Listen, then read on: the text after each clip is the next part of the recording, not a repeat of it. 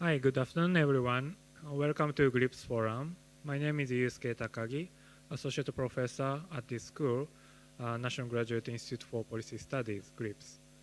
And GRIPS Forum aims at informing policy debates by inviting leaders in various fields.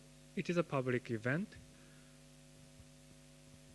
And also, we want to provide a chance to the students to learn from the professionals outside of GRIPS and also inside GRIPS.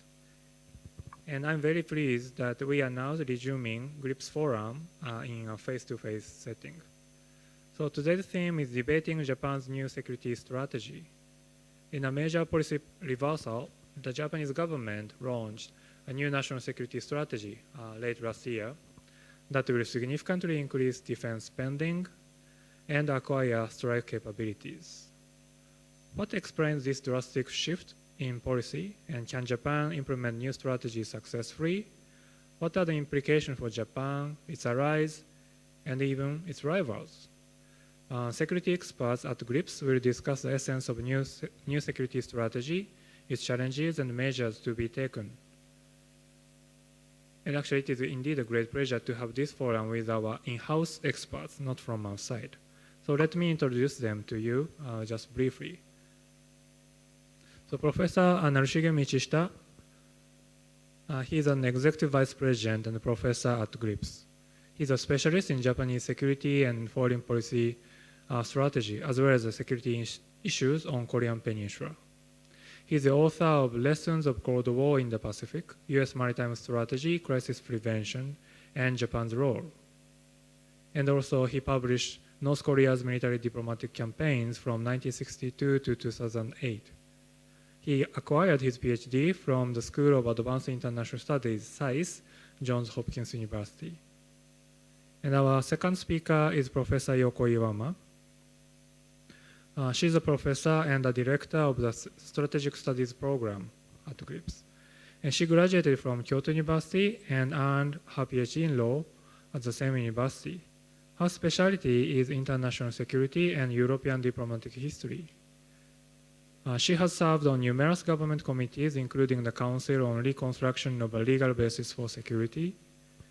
And her recent publications include The Global Nuclear Order of 1968 and West Germany, published from Yuhikak Publisher in Japan, and also Joining the Non-Proliferation Treaty, Deterrence, Non-Proliferation, and the American Alliance, co-edited with Dr. John Bayliss, published from Routledge in 2018. And aside from our professors, we have two students from GRIPS.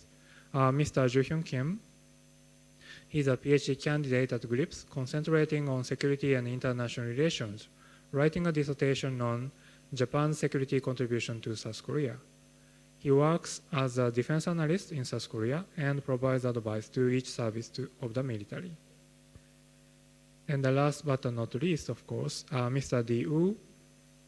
He's a second-year PhD student at GRIPS. Here he studies Taiwan's defense strategy and civil-military relations.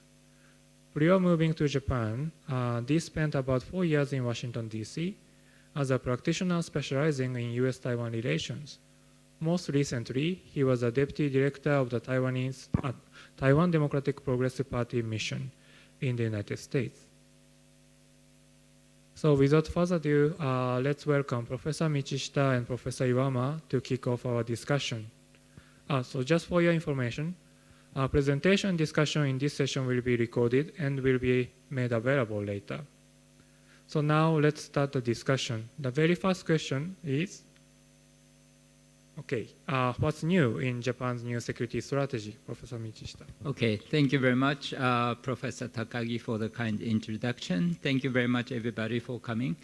I'm very happy to be here today because this is a kind of new format on which we are conducting this GRIPS forum. We tend to usually ask one person, specialist, to come on the stage, talk about some issues, and ask students and audience to ask questions or provide comments. But today, we have brought everybody on the stage, and we have 5 people on the stage, and for the first time in GRIPS probably history that we have our students on the stage, and I'm very happy about that. So let me answer the first question, what's new in Japan's new security strategy? Simply put, well, Japan is trying to do many different things, but simply put, Japan, with this new adoption of a new security strategy, Japan is now committed to the defense of Taiwan. What does it mean? If there is a war across the Taiwan Strait, the likelihood is Japan will commit its armed forces, called self-defense forces, to assist the defense of Taiwan together with the United States. And that would be a tough choice for Japan to make, right? And in the best case scenario, there should be no war across the Taiwan Strait in the first place. But in order to provide credible deterrence to prevent such war from breaking out, we need to be strong enough. And that's exactly what Japan is trying to do. And another thing that Japan is doing, and actually has been doing, is to make sure that the peace and stability will be maintained on the Korean Peninsula. After the end of the Cold War, Japan became committed to the defense of South Korea in steps. There were two important steps that Japan took. The first one was in 1999, when the Japanese Diet, this is Japan's parliament, enacted the law called the law to secure Japan in the situations in the areas surrounding Japan. Well, it's hard to understand what it means, right?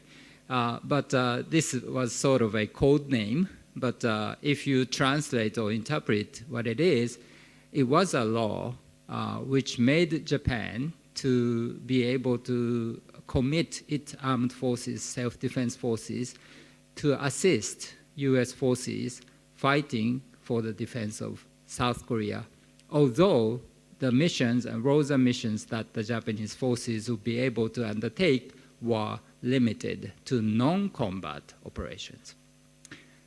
That changed, so there was a second step that Japan took, which took place in 2015, when the Japanese Diet enacted a new set of laws, collectively called Peace and Security Legislation, which made it possible for Japan to start exercising the right of collective self-defense. If you use this technical word, it might sound difficult. You cannot understand what it means. But simply put, what it means is that with the passage of the law, Japan could now commit its armed forces, self-defense forces, to fight with the United U.S. forces in case of the Korean Peninsula and in defense of South Korea. And Japanese roles and missions could now include combat missions. So Japan could now shoot down missiles that North Korea launched toward Guam or Hawaii. Japan could use it, undertake anti-submarine warfare operations in order to protect U.S. vessels operating in the Sea of Japan. And Japan could even sweep mines inside North Korea's territorial waters in order to make it possible for the U.S. Marines to conduct amphibious landing operations. So these are the things that Japan has been doing and what's new. And in short, now Japan is have two different committed to different missions. One is the defense of South Korea, and two is the defense of Taiwan. Okay, thank you very much, Professor Iwama, please. Thank you, and thank you for the kind introduction. And it's nice to see you all sitting there in face-to-face. Now, let me add a few words to the great introduction provided by Professor Michishita. So, in the invitation you got, it says that it's a major policy reversal, and a lot of people say Japan is suddenly turning from pacifism to militarism or something like that. And yeah, most recently the Time magazine tried to say that, did they? I think they stopped, but anyway. I don't believe it's a great reversal. I think it's a culmination of a series of changes that had been going on ever since the 1990s. But it is a big jump and a big step that we took. As a result of many things. I think the last push was probably provided by the Russia-Ukraine war. So I think it's a continuation, a culmination of a series of things that had been happening in the last 3 decades, which had been definitely accelerating. But I think what's really new, what I felt was really new, was the admission that you actually have to defend yourself on your own if necessary. I found that quite refreshing because we had this tradition of hiding behind somebody, Big Brother, for a very long time. And if you read the new security strategy document, you find several indications very clearly setting that in the end you have to do it yourself. And I think this resolve is very new. It's still a resolve. It's not a capability yet. Will we ever achieve that capability? I don't know. Maybe not. I mean, I don't really think any country in this world is capable of defending itself totally on its own. But at least we're kind of facing up to that possibility, and I find that quite new. So the most important part is you heard a lot about counter-strike capability, which we had refrained from until this moment, really, because we had interpreted it as going beyond the exclusively defense-oriented policy. So have we given up the defense? I don't really think so. I still think Japan is a country committed to defense and exclusively to defense, and only to use defense in military forces in case of defense. But the means with which we are planning to achieve that objective is changing. One, because the adversary is changing, potential threat is changing, technology is changing, a lot of things is changing, and so we need to adapt ourselves. We no longer live in the world of 1950 or even 1960. This is 2023, and there are lots of things out there, and we need to adjust ourselves to it. And I think it's also a culmination of the Japanese value-oriented diplomacy. So I think this started perhaps several years after the end of the Cold War. During the Cold War, we rather tended to exclude ourselves from the East-West antagonism, sort of psychologically. But now we have really pushed ourselves forward in the G7 group with the US, together with NATO. And so we really sort of identify ourselves with the value-oriented policy of the West. And I think that's also something quite new, but it's not totally new. It had been going on for a while, and it took a great jump in 2022. Thank you very much. Actually, it's very crystal clear response to the first question. But before going to discussion, if we have very quick questions to their presentation, we can accept from the discussion. No? If I may, make a very short question. As you professors have mentioned, Japan has discussed about acquiring enemy-based strike capability for decades, but why 2022, not 2013 or in the previous years? Thank you. Well, certainly there are different reasons, but I would say Japan could have acquired strike capabilities in order to deal with North Korea's nuclear and missile threat, because they have deployed more than 300 missiles targeted at Japan. However, the good news about this on the situation on the Korean Peninsula is that the United States and South Korea has a really robust strike capabilities. For example, South Korea alone possesses more than 1,000 ballistic missiles, cruise missiles, and ballistic missiles, Hyunwoo-2 and Hyunwoo-3. So even without Japan helping South Korea and the United States, they could do the job very well.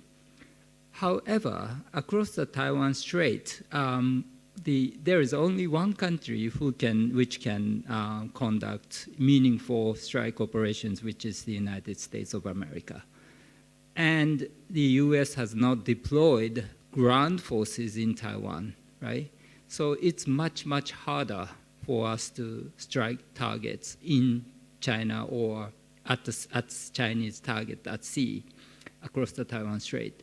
So, and the Chinese military capabilities are, kind of improving so quickly that without Japan's commitment, it would have been very difficult for us to maintain the balance of power across the Taiwan Strait. That's probably the most important reason.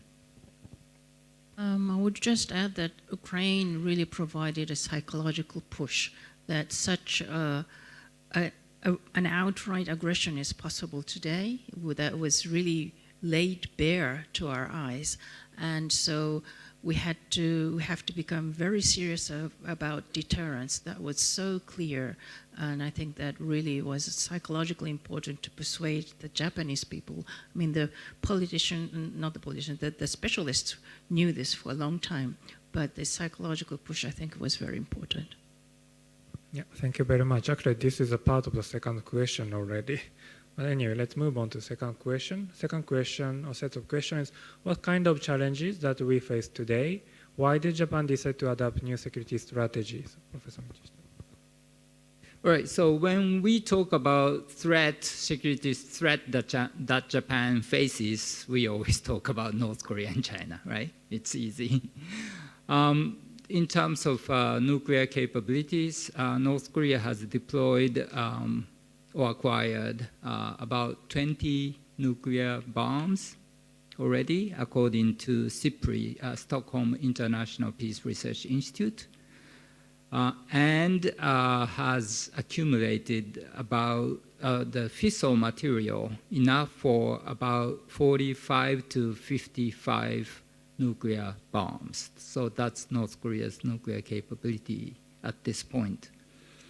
According to Janes, which is a defense consulting company based in London, or headquartered in London, North Korea has deployed 700 to 1,000 ballistic missiles, of which, as I said already, more than 300 are targeted at Japan, including Tokyo, unfortunately.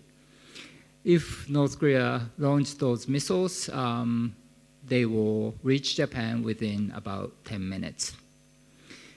And also, those missiles are fairly capable and operated on mobile launchers, which looks like a truck.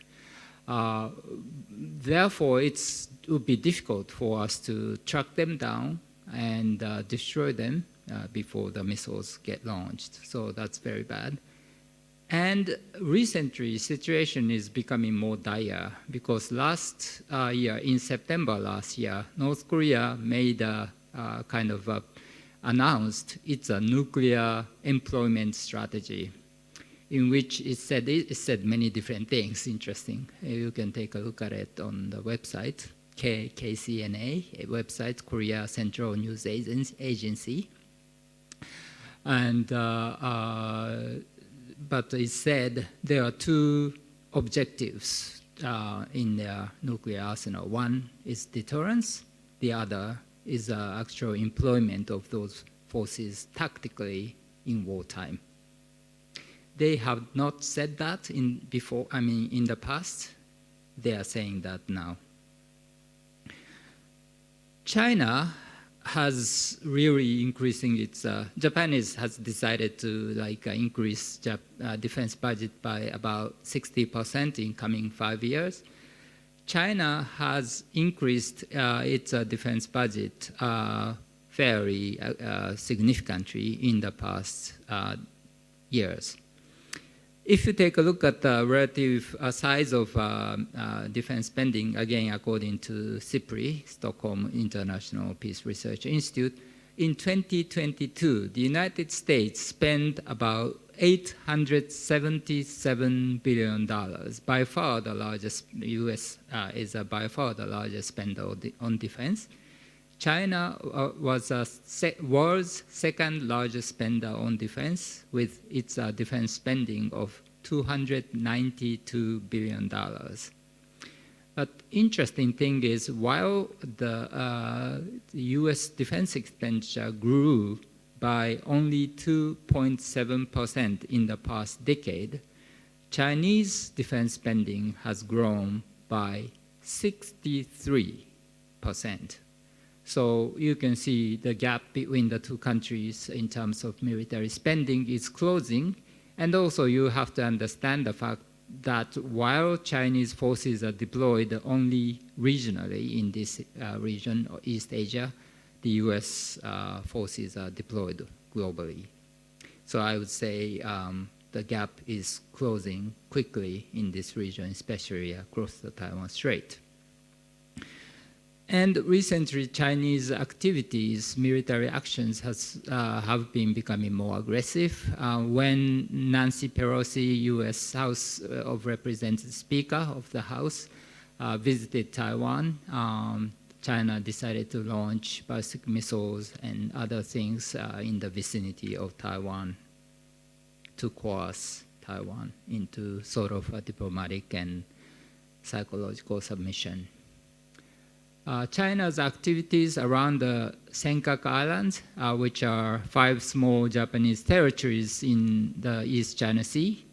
China has been sending its Coast Guard vessels into the Japan's territorial waters around those islands in order to, in my opinion, in an attempt to create a sort of a new status quo, or trying to achieve a fait accompli by creating a situation that there is a permanent presence of Chinese forces around that area.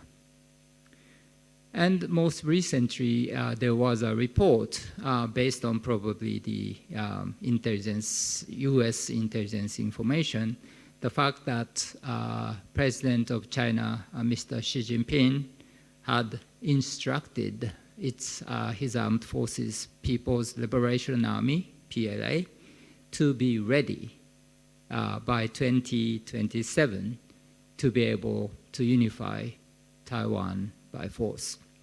So all these things combined, the situation is unfortunately becoming kind of deteriorating in this region, and we have to find ways to cope with them.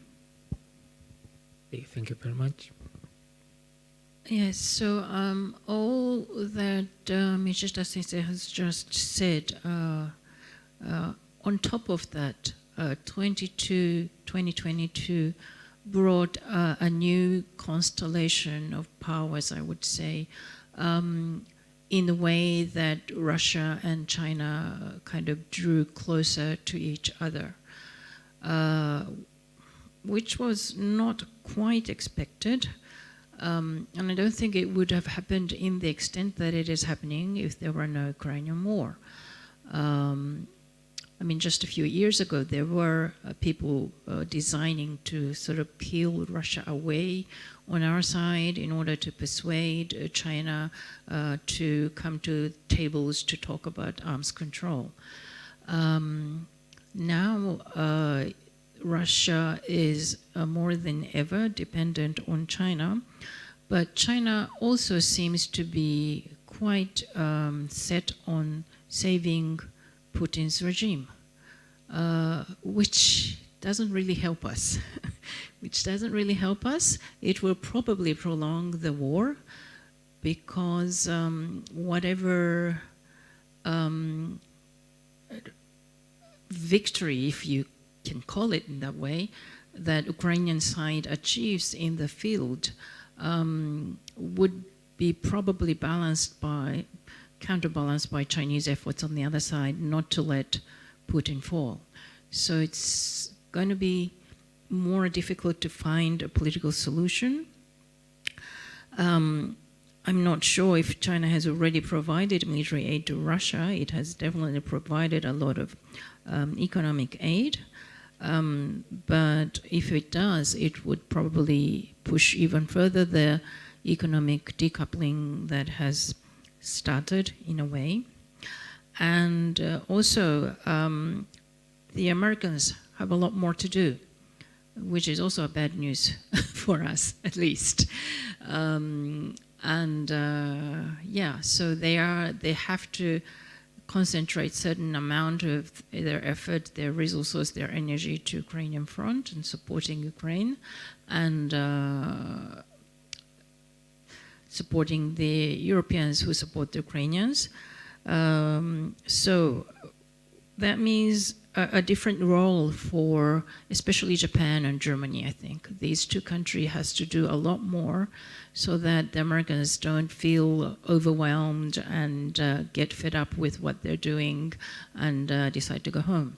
I'm not predicting that it will happen in that way, but we have to do our best that it doesn't happen that way because it will not be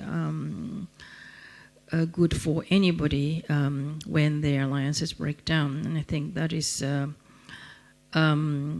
the big effort that lies before us, which is a huge challenge. We have started tackling it, but it is a huge challenge. And the challenge with the Americans, for us, for the Germans, for everyone, I think has become bigger and more urgent. Okay, thank you very much. These are all regional and global environments we are in. Any quick question, clarification? Okay, Dee, please. Thank you very much. And I have a question for what Iwama Sensei just mentioned earlier about U.S. commitment to the defense, not direct commitment, but a commitment to the security assistance of Ukraine and its burden created on Asian countries. And I just wonder, in Japan, what kind of discussions, is there any concrete items discussed in Japan with regards to a diversion of resources and what's the implications on the security in Asia? I think we were just at the beginning of it. I mean, I can imagine a lot of people are asking how many Tomahawks are in storage, and a lot of things are happening. But Professor Michishita, do you have anything to add here? I think we're just in the beginning of thinking. I mean, everybody is short of resources. That's very sure. Even tanks, we are just bringing out all the old tanks that are usable in storage and refashioning it to use them. So I think everybody realized that we are not really ready for war. We hadn't been preparing for especially a long drawn out attrition kind of warfare. And suddenly we face the fact that this is also possible. Actually, we didn't make any rehearsal, but actually this conversation looks like the continuity of, the shift to the third question of us. So the third question is, what are the major challenges that Japan will likely face in implementing a new strategy, and how is Japan going to deal with those challenges? So Professor Michishita, please.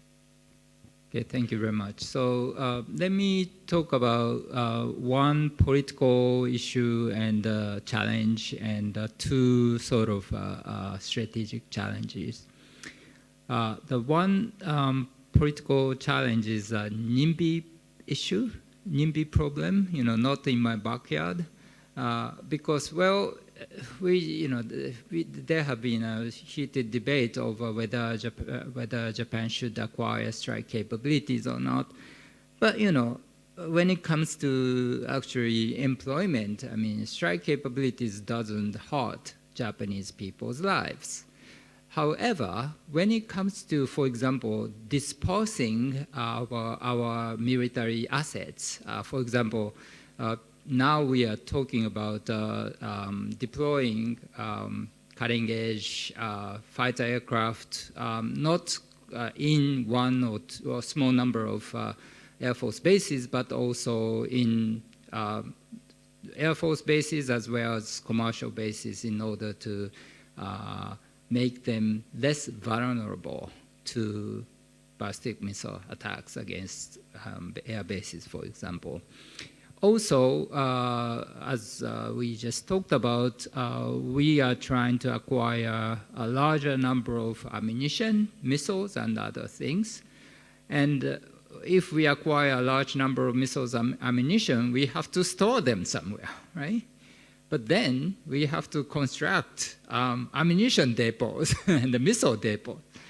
And, well, of course, so please do so. But if the Ministry of Defense people come to me and say, oh, Professor Michishita, you are in favor of strengthening Japan's defense capabilities.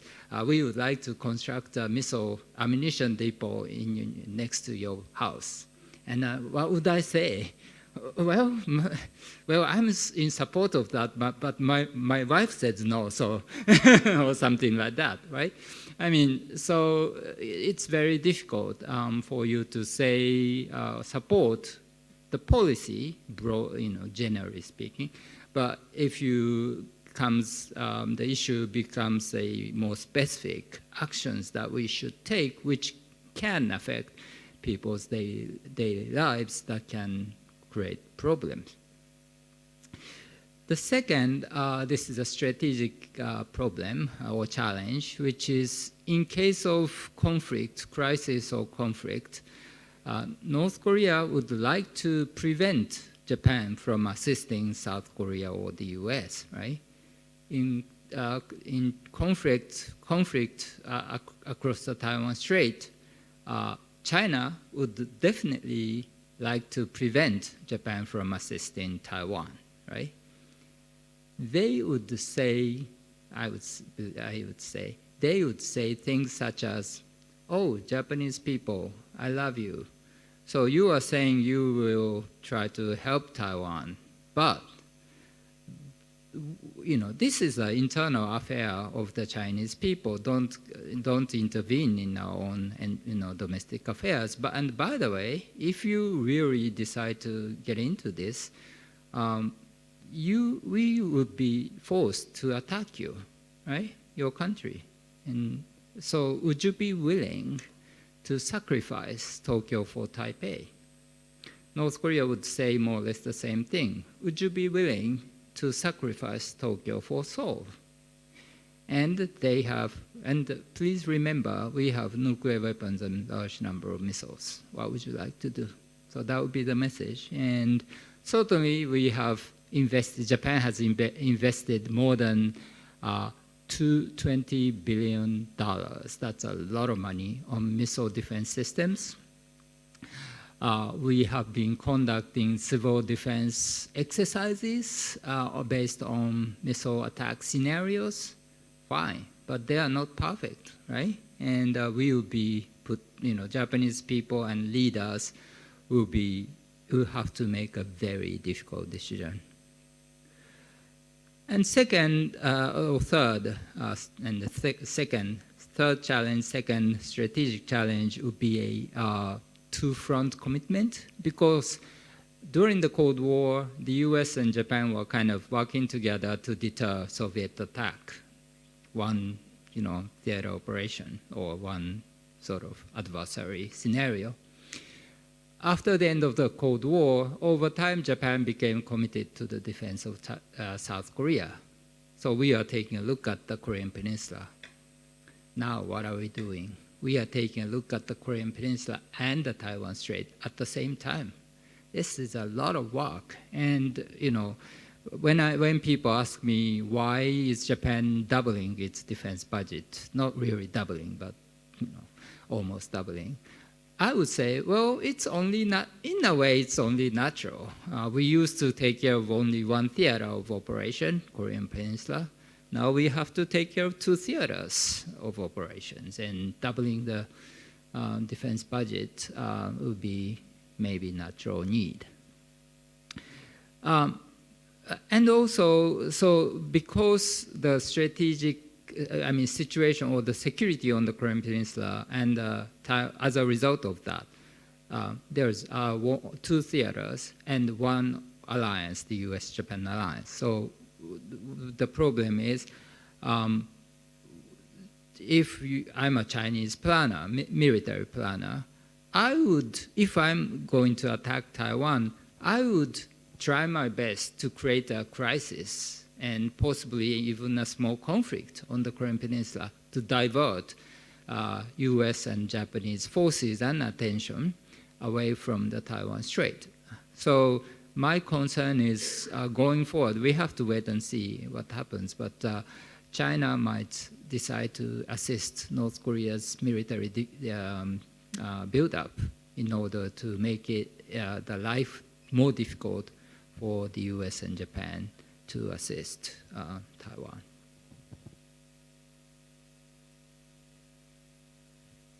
Yes, I'll touch on 4 things. One is raising the resilience of society.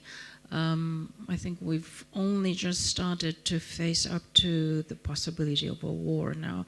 I hope it doesn't happen, but you have to prepare for disasters.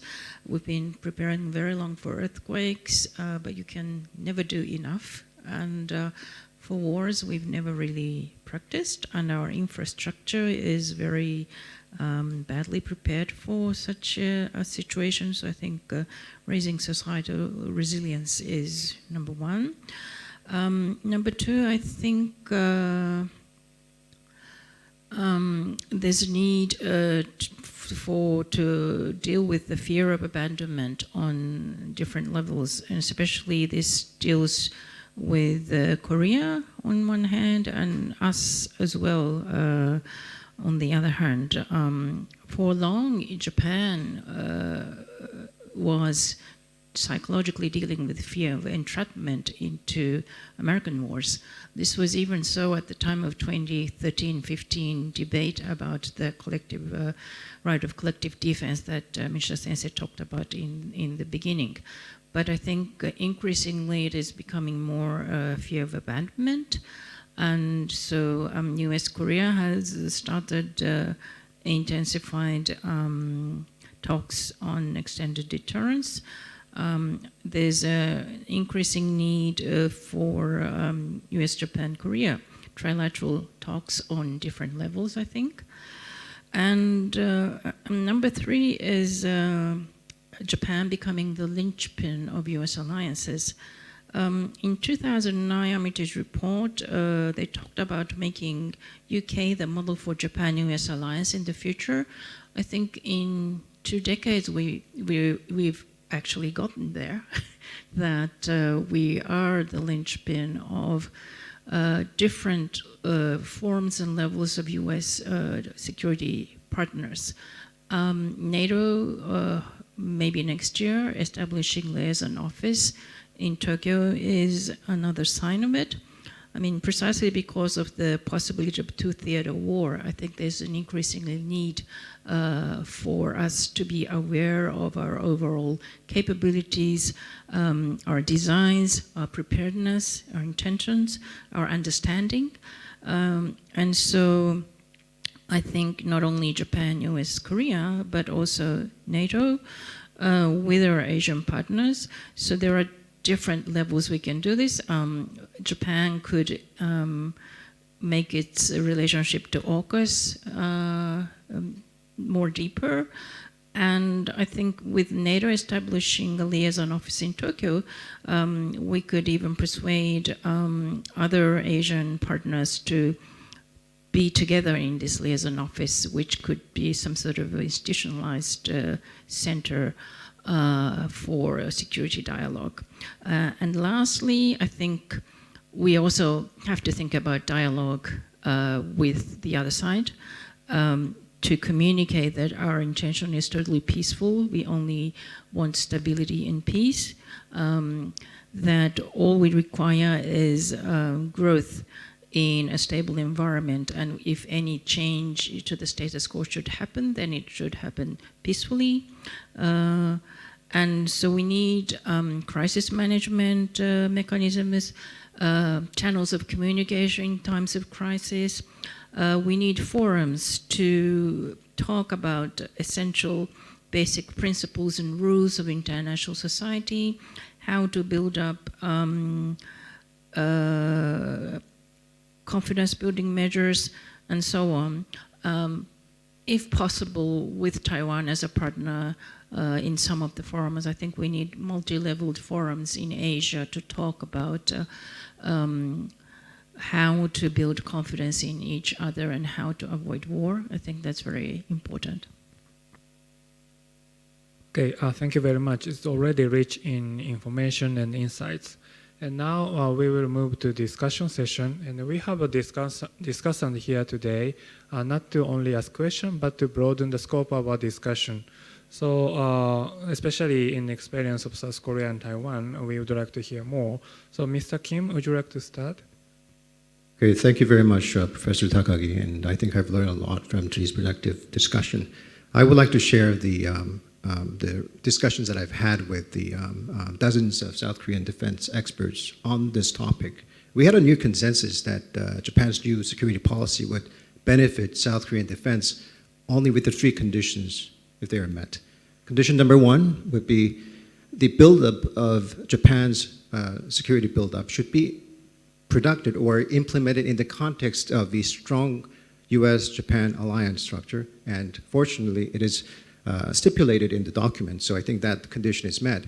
Condition number two, greater intelligence sharing between South Korea and Japan, and that goes way broader than sharing mere North Korean ground target information.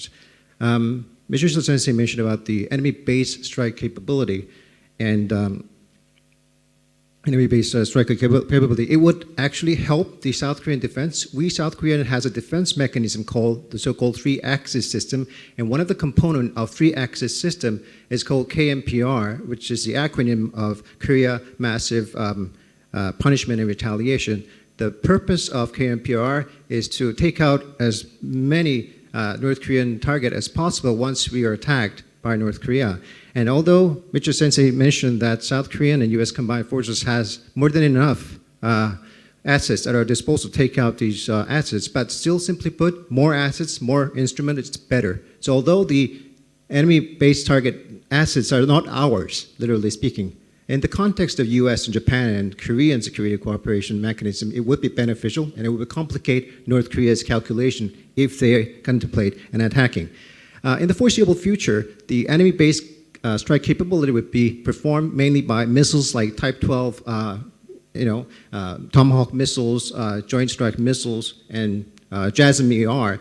And given their slow speed, relatively slow speed, and the geographical distance in between the probable launching location in Japan and the target location in North Korea, many Korean experts do not believe this would be effective against mobile launchers. It will be only effective against fixated targets, namely enemy communication centers and airfields. However, the South Korean and U.S. combined forces at their disposal has assets that can take out mobile launchers. So given those informations, we can make a division of labor in between the Japan and South Korea and U.S. forces in Korea, and that necessitates the information sharing between the two sides. But the situation will become even more complex once Japan introduces hypersonic weapons somewhere around 2030 because of its speed. It might take out mobile launchers, and it would actually needlessly escalate the situation in the Korean Peninsula. And our team in the Korean expert community have come up with a situation. What if North Korea launches a missile against US bases located in South Korea, not nuclear tipped, but armed with conventional warhead?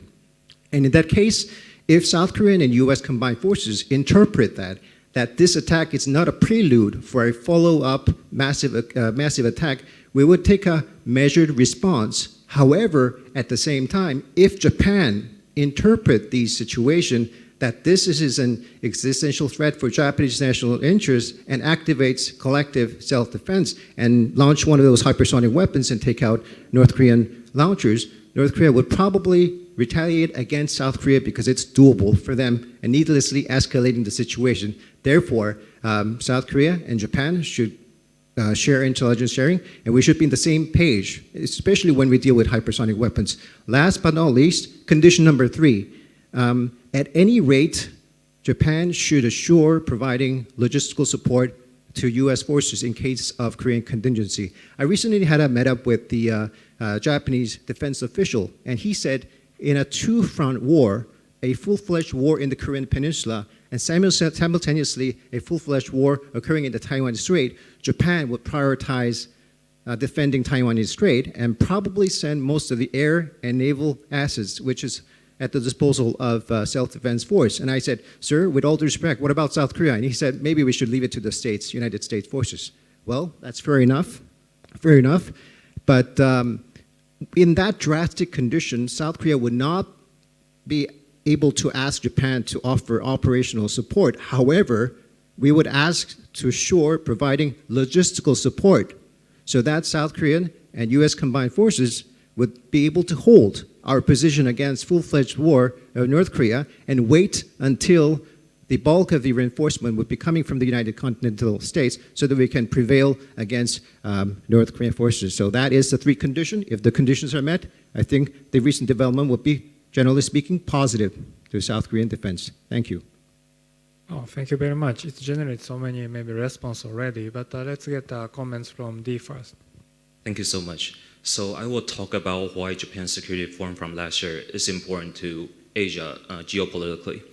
And I think the first is it is capability focused. And that nature is very different from the 2015 defense reform, which is legality focused. But so much things have changed in between these 7 years that requires Japan to step up militarily and focus on its military capabilities. And what have been changed? Just want to cite a few examples. One of them in March 2015, the PLA Air Force for the first time crossed the first island chain and conducted military drills in the Western Pacific. In 2016, the PLA Air Force conducted its first so-called island patrol around Taiwan. And later in the same year, Chinese aircraft carrier has entered in the Western Pacific for the first time. In 2019, the PLA Air Force first intruded Taiwan's ADIS. And in other words, since 2015, since Japan made a critical legality reform to the question of use of force, China has become a Western Pacific power in a remarkable pace. And no longer was the legality-focused 2015 security reform from Japan sufficient in this evolving security environment. And then Japan's increase in power is important to the region for another reason, which is that Asia needs an Asian power with which its interests are persistently anchored in this region. Although we are fortunate to have United States as our security guarantor, but United States is a global power with diverse responsibilities. Many Asian countries, including Taiwan, remember when America strategically diverted its resources to elsewhere during the Nixon shock and the War on Terror. The Russian aggression against Ukraine is also diluting the resources of the United States. And until the end of February 2023, the United States has sent $46.6 billion of military assistance to Ukraine. This global commitment is depleting U.S. stocks of weapons and overburdening its defense industrial base. And as a result, many weapons scheduled to deliver to Taiwan, such as javelins and stingers, have been postponed. And with like-minded Asian countries, while like-minded Asian countries could resend America's pivotal resources to elsewhere during the 1970s and 2000s, the current geopolitical reality does not permit so. Therefore, it is very important for Japan, the 3rd largest economy of the world, to step up and become a greater Asian power. And then another reason why Japan's security reform from last year was important is because it is capability focused, and with better capabilities, Japan can become more autonomous in its foreign policy decision making. And I would argue that it doesn't actually bring a more stable regional environment. And my reason is that Asian countries, due to their geographical proximity to China, are bound to have different China policy approaches from the United States. While a mere 8.6% of American export goes to China, regional countries have a much higher figure, 22% for Japan, 25% for Korea, 40% for Taiwan, and 20% for ASEAN countries. This is one crucial reason why many states in this region do not or cannot follow a fully competition-oriented economic policy towards China. This can be seen from our positions on the Belt and Road Initiative, the decoupling policy of the United States, and also the RCEP, the Regional Comprehensive Economic Partnership.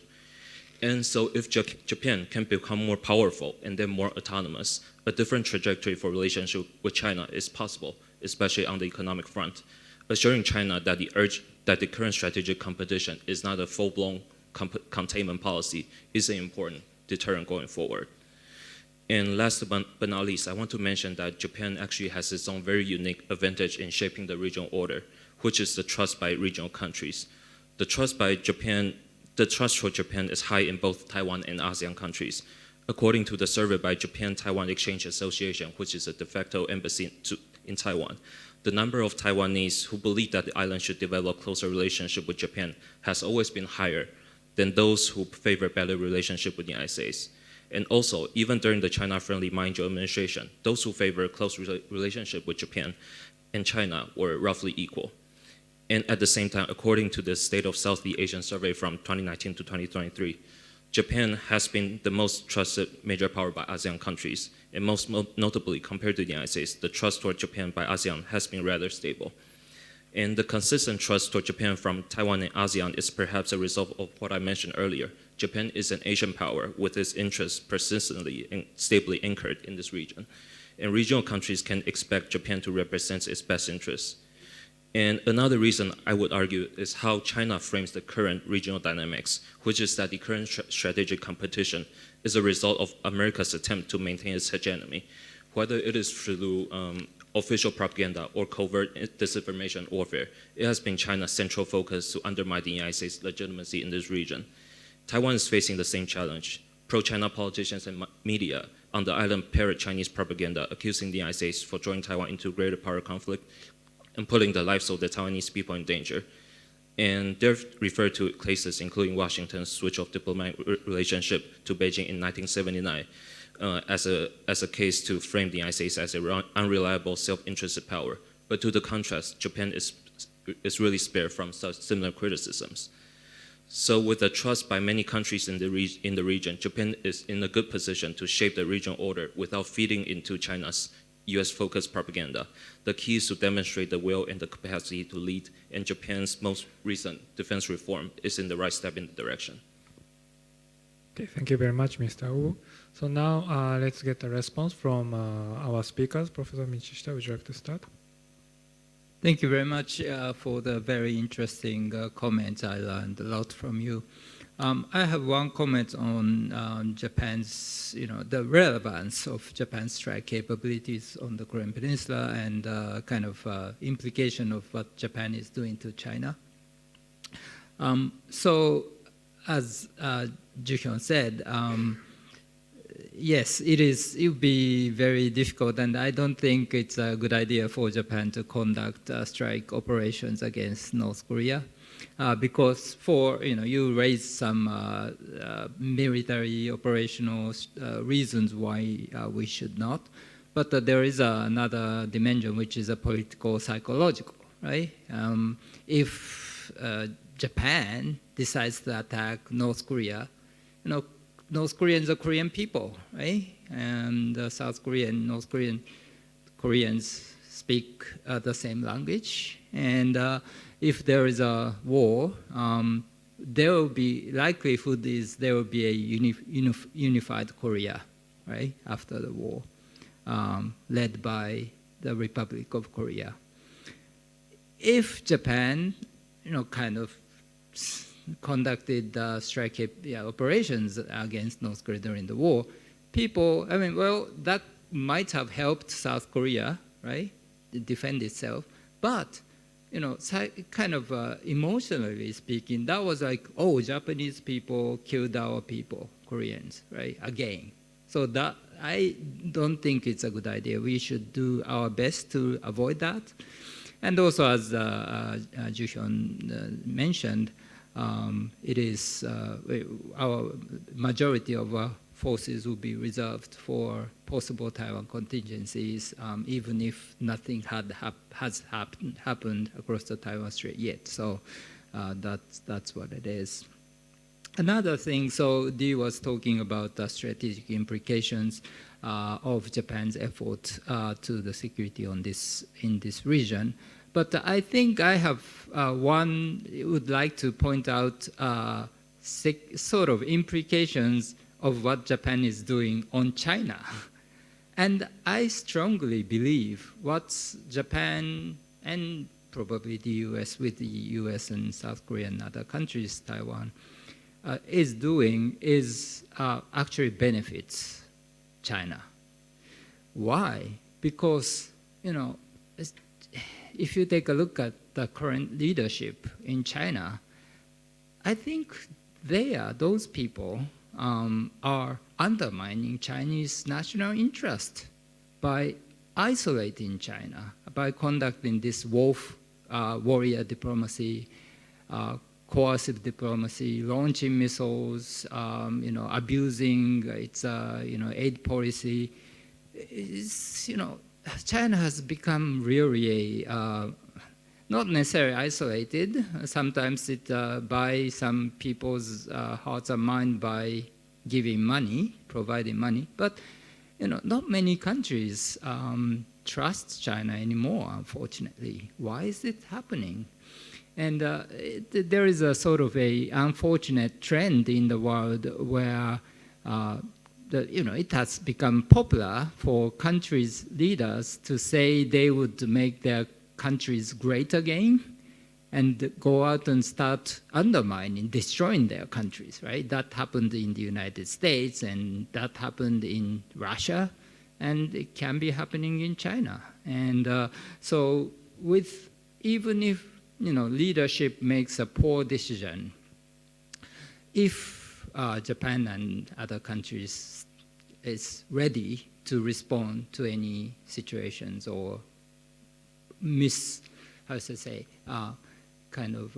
bad decisions that Chinese leaders might be making, if we stand together and keep maintaining a credible deterrence, then within the Chinese leadership, if one person raises his hand and his or her hand and say, let's attack Taiwan, others can say, look, Japan is there, the US is there, they are ready. And if we go to war, that would be a bloody, bloody, miserable war. And we don't even know whether we can win the war.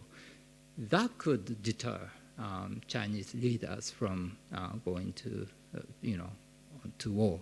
And I would say not many Chinese people wish to see the war breaking out across the Taiwan Strait. So, on the surface, certainly we are sort of competing with China and standing up to China. So Chinese people might not like it, but if you think a little more sort of sober manner, you might understand how important what we are doing to China is. Okay, Professor Yama, please.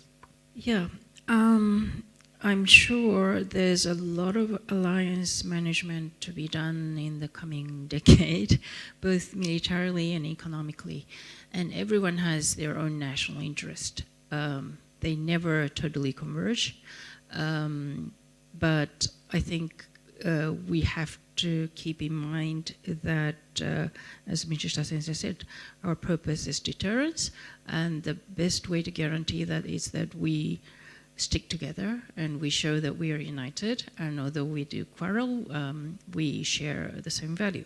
So I think it's difficult but manageable.